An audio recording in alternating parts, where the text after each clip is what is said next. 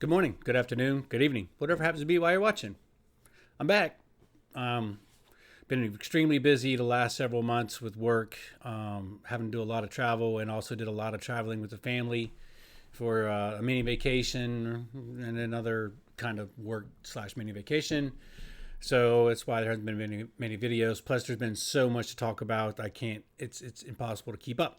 So I'm doing this one because I made a post yesterday about all this alleged voter irregularity, fraud, whatever you want to call it, that's being reported out of Arizona and Georgia.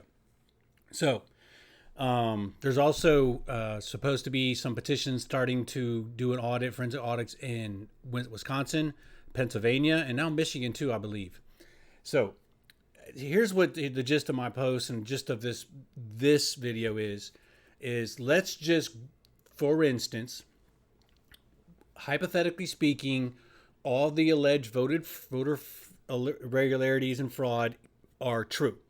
That there were double counted ballots, whatever nefarious fraud there was, whatever, all of it together, all of it was true. And let's just assume, for sake of argument, that if there would not have been this fraud, that Trump would have won Arizona, Georgia, Pennsylvania, Wisconsin, and Michigan. That means that President Trump would have gotten enough electoral votes to win his re-election bid. Okay, so that's the premise of this video, that the alleged irregularities and fraud, or whatever you want to call it, is true and is proven beyond a shadow of a doubt.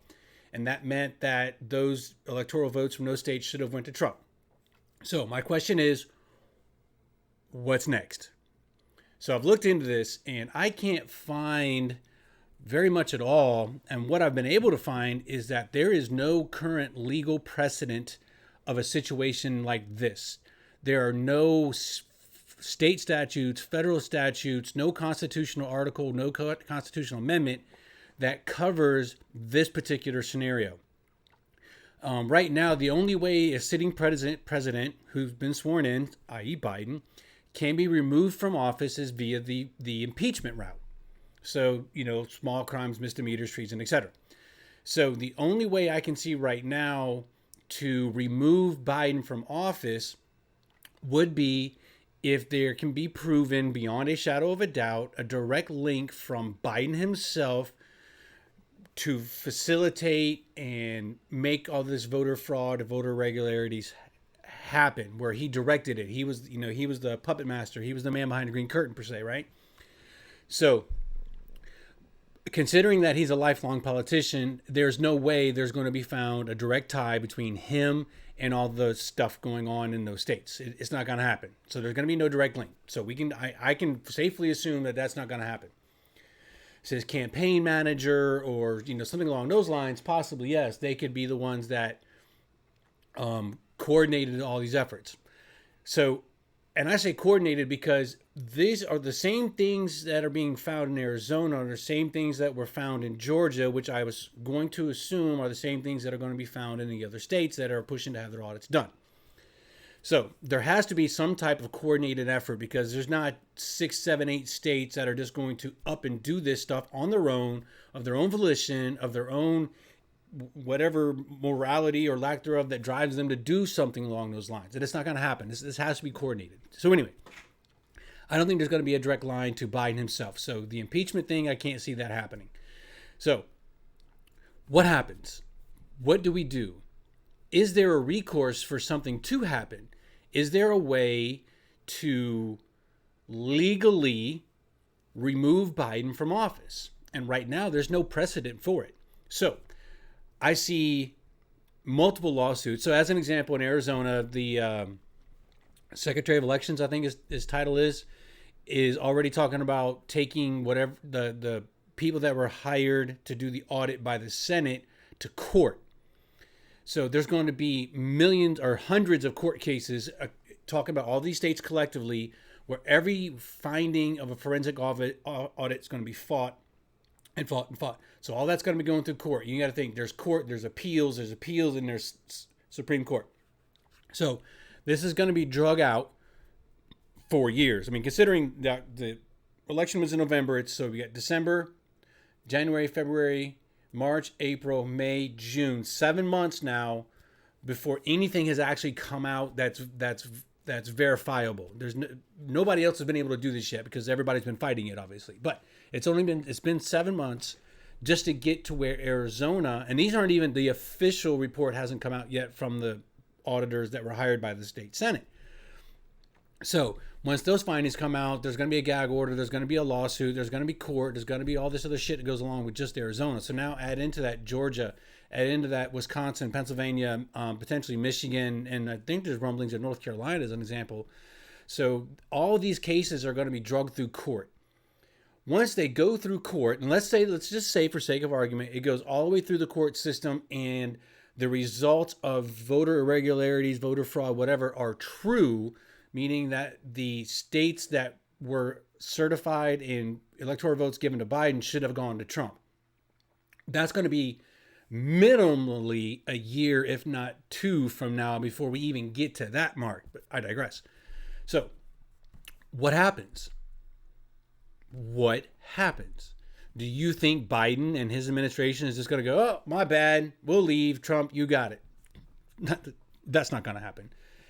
Will there be a secondary or another election because of the fraud or whatever that happened to be proven, if that's the case, during this past election? There's no federal statute, there's no state statute anywhere, there's nothing in the legal system that I can find or that I know of that allows for that to happen. There's recalls, there's mandatory recount laws when the voting, the total is under a certain amount of difference between one candidate and the other. There's precedents when there happens to be a tie, there's runoffs, those kind of things do exist. But this is a complete one-off situation. So thinking about that there is no legal precedent, there is no state federal statute, there's no constitutional amendment, constitutional article which covers this particular scenario. Who gets to make the precedent? The current administration does. Who is in the current administration? Oh, wow. It's Biden. It's Pelosi. It's Schumer, holding, obviously, the legislative and executive branch offices. What do you think they are going to do? On top of dragging their feet to do anything, because the longer they drag this out, then comes the next presidential election in 2024. So it thereby becomes moot, per se, for any type of re-election or doing another election or recalling President Biden, whatever, right? That just goes away because we have another election. Even if they drag it out to where it gets close, to where we get into the window where preliminary, Iowa and all that stuff starts doing their early voting, for candidacy, right? Are they going to say, well, it's too late now because they've already, Iowa as an example, who's always the first one to do their thing, has already cast votes for the Republican and or Democratic nominees, whatever, right? So I see that's a possible course of action that the current administration is going to take. I can't see federal judges, state judges for that matter, to step out on a platform and make a ruling that's going to, of this magnitude. They're going to pass the buck. They're going to kick the can. And I think it's going to get kicked to the Supreme. Multiple cases, of all the voter fraud are going to kick to the Supreme Court. They're going to kick it back because of some technicality, whatever. We already saw that in Georgia. So there's going to be a lot of back and forth in the court system. But the premise being there is voter fraud. Those votes should have went to Donald Trump. It goes through the court system. It's found out that, and everything, all the voter fraud, voter irregularities have been proven to be true. Then what? We're going to allow this current administration to make the precedent? So the Congress would have to be involved. The Congress being the Congress and the Senate would both have to be involved. Because you have the people's representatives and the state's representatives, keeping in mind that the electoral votes are what elect the president, and those are state electorates, which are appointed by the state. So the state has to have their voice along with the people who voted. So the state or Senate and the Congress both have to be involved. So the judicial system is going to have to be involved, to include the Supreme Court, on, okay, they rule everything's was fraudulent, all this stuff happened. Now what? What is the course of action? There's going to be multiple recommendations of a recasting of the votes, another election ran with the same candidates, whatever, right? But now you have to take into account that there were independents that ran. Joe Jorgensen is an example. What happens to that person? Does he get to run again too? Do they get to campaign again? Are they going to set it a year from now before they get to campaign again? What's going to be the outcome of this? There was somebody who commented on my post about, this would be a cause. They agree that there's no legal precedent, etc., but this would be a cause for mass civil disobedience. I'm a big fan of civil disobedience. It's written in our Constitution. Abraham Lincoln made statements to it. Benjamin Franklin made statements. George Washington. A lot of our founding fathers and subsequent presidents have made statements to the fact that and it's stated in our legal documents that we have the right, we the people have the right to shrug off a government that's not being constitutional. So let's take the path. Let's go down that path a little bit of mass civil disobedience. So that would be something that would have to be, let's say coordinated. How do we do that? You already have the corrupt, nefarious FBI, NSA spying, keeping track of all the right-wing terrorists and all that bullshit, right? Do you think they're not going to be paying attention to that and monitoring that and going after people that take part in any type of coordination for any type of civil disobedience? Just look at the 6th of January as a prime example. The shit that happened in D.C. that on the 6th of January was fucking nothing. It was the doors were held open by cops. They were invited into the fucking congressional house. They stayed within majority of them stayed within the ropes.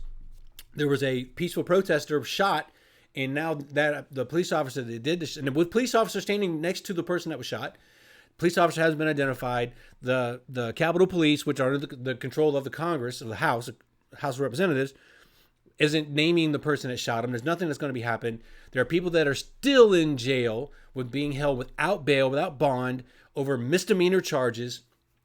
There's people, the FBI is putting all these stuffs on Facebook or whatever social media. Have you seen this person? Please report them. The pictures of people that were at the protest area. It's just over something as minuscule as comparatively as to what happened on January 6th. If you compare what happened on January 6th to what happened in Baltimore, what happened in Minnesota, what happened throughout the country, just take Portland.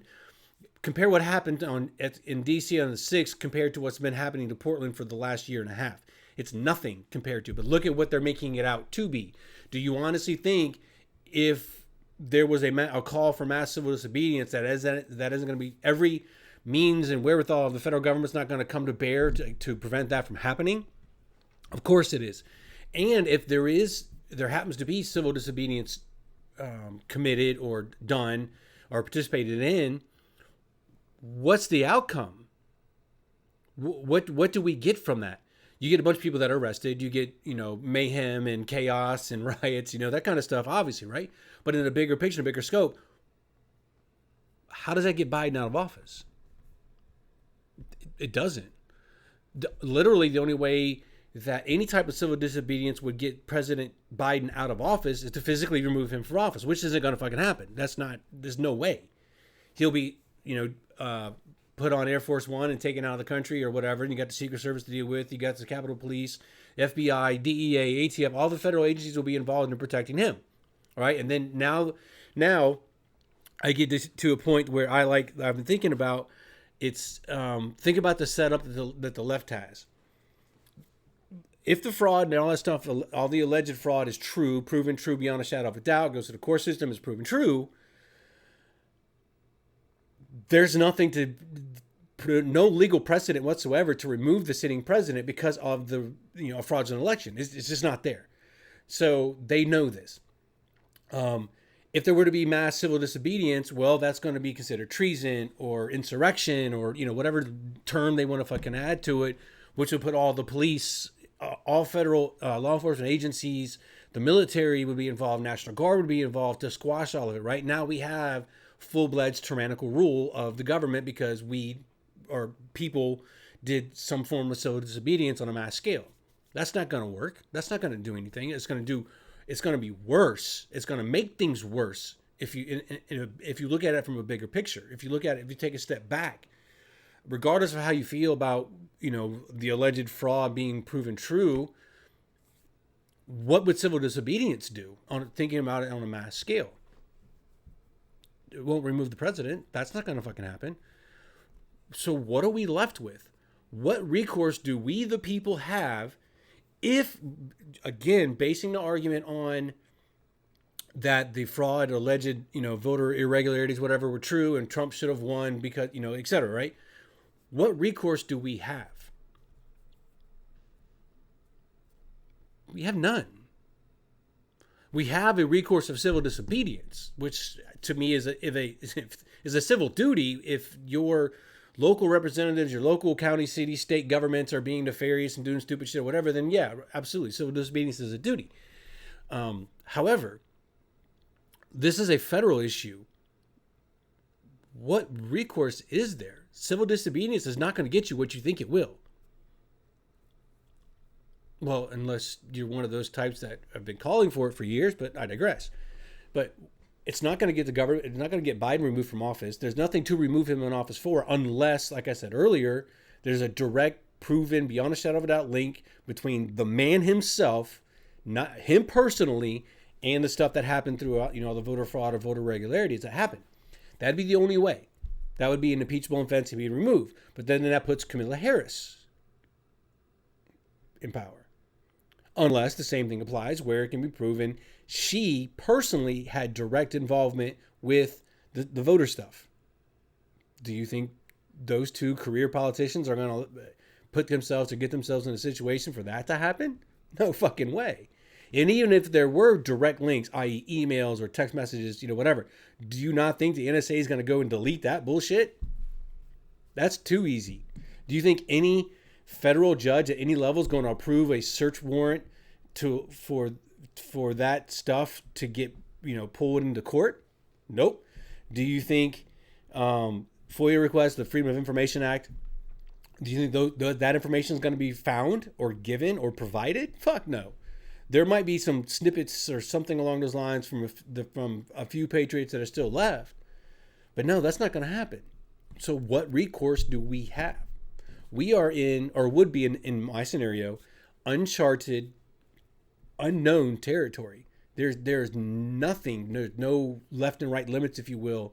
There's no the people that dislike Biden and if it was proven that the cheating and all that bullshit went on, yes, the end result would be to get Biden removed from office, obviously, because he didn't earn it, right? But there has to be a legal what do you call it? Course of action, step 1, 2, 3, 4, 5, to get from proven fraud to removal from office. It doesn't exist. Do you honestly think that between now and the next election cycle, you got to think this would have to all be done and concluded prior to January of 2023. It would have to be, because that's when the election cycle starts. That's when primaries and all that stuff start happening, right? Do you think anything will reach a point, everything proven beyond a shadow of a doubt, blah, blah, blah. The federal court system, the judicial system up to and including the Supreme Court will have made rulings of, okay, based on this court case, based on this law, based on this statute, this is the course of action that is constitutional to remove or, whatever, have another election or whatever. Do you think that's going to happen? I mean, I applaud that people are still have the tenacity to go after and push for audits in these states. I think every state in the United States should have a forensic audit done, period. That includes all the votes for senators, congressmen, state representatives, judges, whatever. Everything that was voted for needs to be forensically audited. I believe there are a few senators that shouldn't be in office. I believe there's some congressmen that shouldn't be in office due to the voter irregularities that allegedly have taken place. How do we remove them? What is the next legal step? I don't know the answer to this. This isn't a setup to where boom, here's the answer. I legitimately don't know. I would like to know, what is the recourse? What is the legal and proper recourse if everything that's been alleged gets to be proven true beyond a shadow of a doubt? What is the recourse? I would love to hear your answers. Thanks for listening. Have a good day.